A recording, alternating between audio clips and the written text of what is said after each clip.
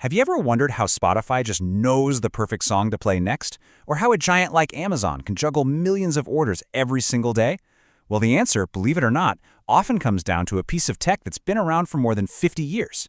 Today, we're pulling back the curtain on the hidden language that really runs the digital world, SQL. Okay, so let's kick things off with a little pop quiz. You've got these massive corporate databases like Oracle, you've got the open source workhorse, MySQL, and you've even got the tiny little database that's probably running on your phone right now, SQLite. What is the one thing that ties all of these together? You guessed it, they all speak SQL. It's the one powerful language that connects them all. You could think of it like a universal translator, but for data. And that's exactly what we're going to break down today. So, let's get right to it. What in the world is this language, and why is it stuck around for so long while other technologies have come and gone? All right, SQL stands for Structured Query Language. And at its heart, it's just the standard way we talk to what are called relational databases. Now, relational sounds kind of complicated, but it's not. It's just a fancy way of saying the data is organized really neatly into tables with rows and columns. You know, kind of like a spreadsheet on steroids. Now, get a load of this timeline. SQL was first invented way back in 1970. I mean, to put that into perspective, that's before the first Star Wars movie even came out. But the real game changer happened in 1986 when it became an official standard. That one moment is the key to why we're all still using it today. And that's because standardization gave SQL its superpower, portability. Since it's a standard, you can learn it just once, and then you can take that skill and apply it to dozens of different database systems. That makes it an unbelievably powerful and, honestly, a future-proof skill to have in your toolbox. Okay, so we know what it is and why it's so important, but how do you actually, use it? Let's break down the basic anatomy of a SQL query. It's actually way simpler than it looks. Almost every basic query you'll write has three core parts. First up is the action. What do you want to do? Like select some data. Second is the target. Where is this data you want? Usually it's from a specific table. And third, the condition. Which exact pieces of data are you looking for? You use a where clause to filter everything else out. Let's look at our real example. Here, we're telling the database, first, our action. Select star, which just means get me all the columns of data.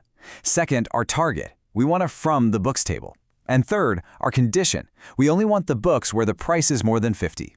Action, target, condition. See? It's almost like you're just writing a simple sentence. But of course, real-world data is rarely that simple.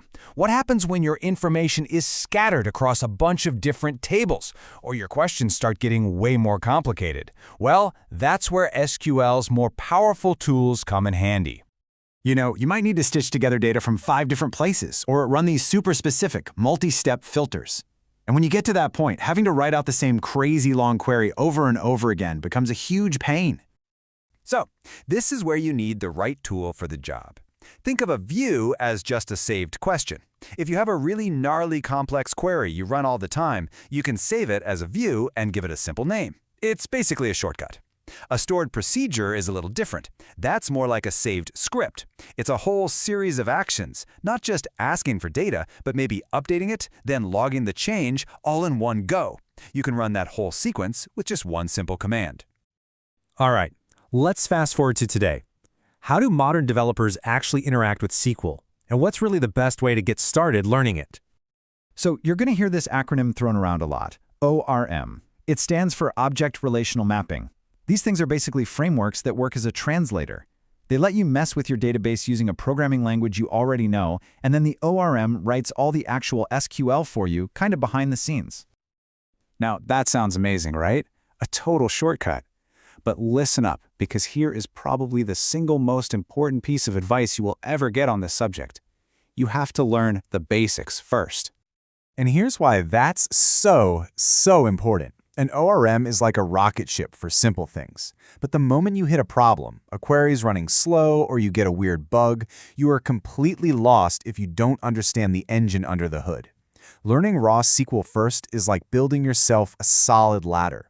It might seem slower at the start, but it gives you the power to climb out of any mess, and it makes you a much better developer in the long run. Let's just pause on this number for a second. 54 plus years. For more than half a century, this one language has been at the very core of how we manage data. In the world of technology, that kind of staying power is almost unheard of. And that really is the main takeaway here. Learning SQL isn't about chasing the hot new trend. It's about investing your time in a truly foundational skill, a deep-root system that has proven its worth for decades and is absolutely going to support the apps and tools of the future. So I'll leave you with a question to chew on. For those of you who already use SQL, what's the most complex, the absolute wildest query you've ever had to put together to get the job done?